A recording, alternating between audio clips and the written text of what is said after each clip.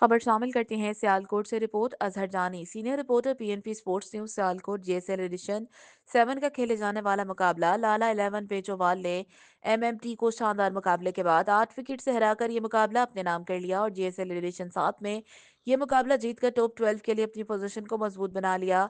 लाला 11 ने टॉस जीतकर पहले बॉलिंग करने का फैसला किया, जो इनके लिए दुरुस्त साबित हुआ। एमएमटी ने मुकर्ररा ओवर में 152 रन का हदफ सेट किया, जिसमें ज़कात 38 रन बनाकर टॉप स्कोरर रहे। इनके साथ कोई भी बल्लेबाज कोई बड़ी इनिंग खेल ना पाया।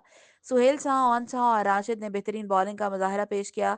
हदफ के ताकुब में टीम लाला 11 बेचवाल ने बेहतरीन आगाज फराहम किया। सुहेल शाह की शानदार बल्लेबाजी रही, उन्होंने 87 रन की शानदार इनिंग खेली और मुकाबला जितवाने में अहम किरदार अदा किया। इनके साथ वकास विकी ने भी भरपूर साथ दिया। Man of the match Suhail Shah को और अच्छी परफॉर्मेंस पर जीएसएल स्पोर्ट्स की जानिब से 4,000 रुपये और एक खूबसूरत ट्रॉफी नाम दिया गया।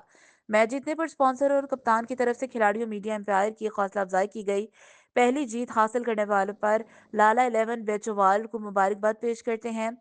Media partner PNP sports Sialkot.